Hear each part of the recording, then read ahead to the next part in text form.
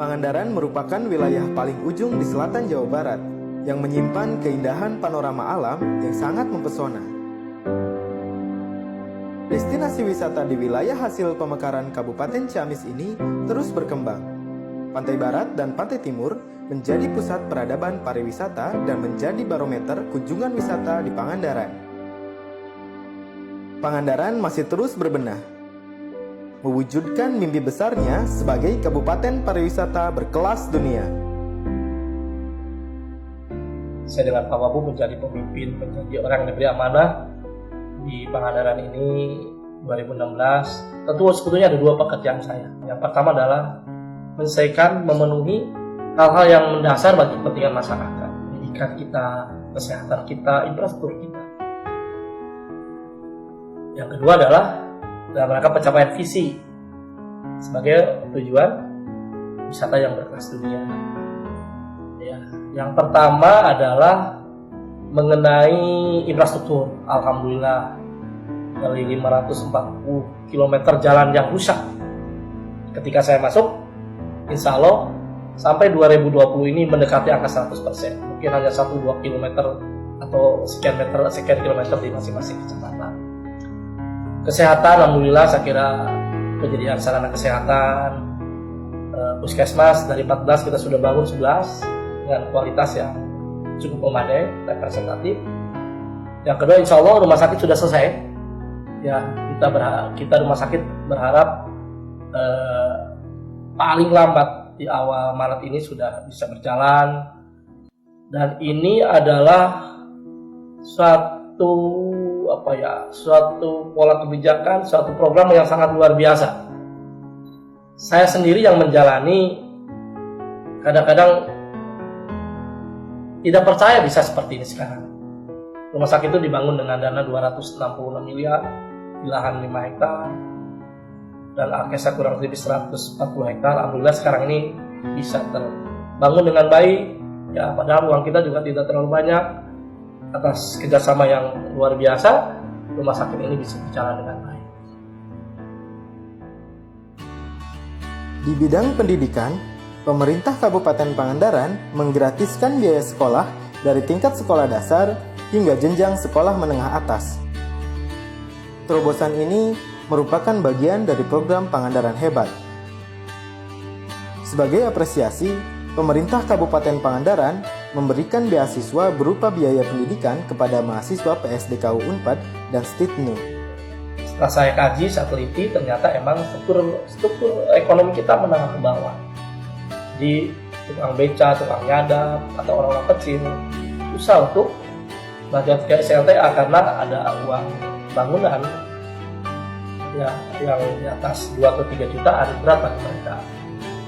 Dan itu diambil alih oleh pemerintah, sekarang digratiskan dengan konsep Pangandaran Hebat. Dari sisi hampir 99% lebih yang melanjutkan ke SLTP, anak-anak kita bersekolah. Dan sebagai apresiasi pemerintah daerah ya, karena ingin betul-betul apa yang perguruan tinggi ini naik, maka kita akan berikan beasiswa pada anak kita yang kuliah di PSDKU Unpad Pangandaran dan situ biaya kuliahnya setengahnya ditanggung oleh pemerintah daerah Kabupaten Pangandaran. Menjamurnya pedagang yang mendirikan bangunan di sepanjang pantai Pangandaran menjadikan potret Pangandaran sebagai kawasan pariwisata yang semrawut dan terkesan kumuh. Keberadaan ribuan pedagang ini menjadi persoalan pelik yang tak kunjung terselesaikan. Dua persoalan yang mendasar mengenai pariwisata ini. Yang pertama adalah pantai kita atau tempat-tempat objek wisata kita itu banyak kegiatan atau bangunan yang bertentangan dengan prinsip-prinsip Sabta Pesona. Yang pertama adalah pantai kita. Tahap pertama yang sudah kita bisa saksikan 40 miliar, dan itu alhamdulillah juga satu komunikasi yang intensif ke pusat dan dengan baik dan direspon oleh pusat dan provinsi. Pantai kita sekarang sudah bersih, bisa bermain ya, dan itu baru tahap pertama. Tahap kedua insya Allah ya, kita akan menyambungkan seluruh jalan-jalan ya di pantai, lingkungan pantai Batu Hiu Pamugaran, Pangandaran sampai dengan Babakan. Di sana ada Piamari, ada pelabuhan. Kita akan sambungkan dengan dana kurang lebih 137 miliar. Dan kita juga akan menyambungkan Dusawiru, Batu Karas sampai dengan Mandasari. Anggarannya kurang lebih hampir 20 miliar. Nah, saya kira pariwisata dengan baik, sudah pantai yang menggeliat, Kareapak dan lain sebagainya sudah menggeliat, Pangandaran sudah terkenal. Sejak tahun baru ini, ya biasanya setelah tahun baru libur itu biasa sepi. Tapi sekarang kunjungan per minggu ini hampir 45 ribu orang per minggu setelah tahun baru. Saya kira ini tanda-tanda yang luar biasa bagusnya. Kesadaran masyarakat juga dulu pada saat saya merelokasi kaki lima, dibully habis, marah betul.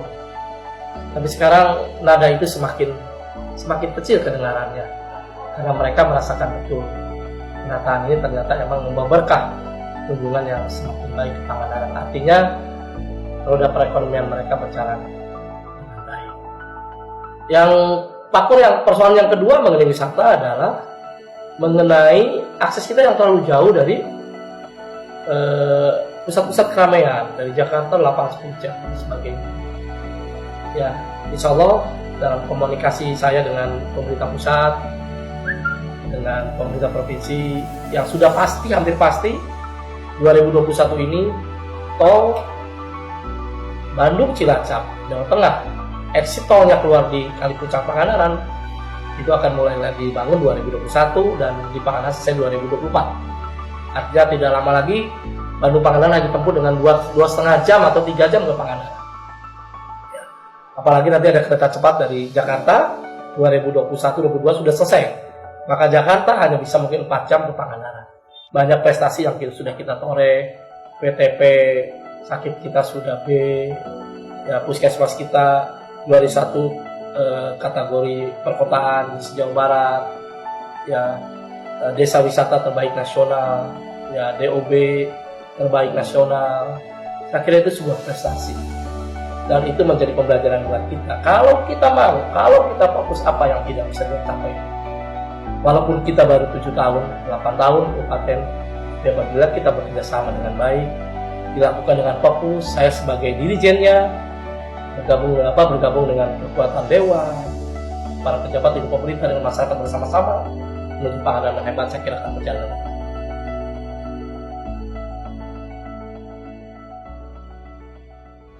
Memang tahun 2020 ini kan untuk membuat RKPD di tahun 2021 akhir jabatan saya, akhir pencapaian visi misi sesuai dengan rencana pembangunan daerah jangka menengah daerah Kabupaten Pangandaran. Oleh karena itu tentu saya akan hadir di sana untuk bersama berdiskusi.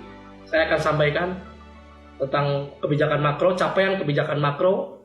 Saya juga akan sampaikan beberapa hal yang sudah dilakukan di masing-masing kecamatan, nanti diisi oleh para peserta musliman kecamatan untuk mengisi.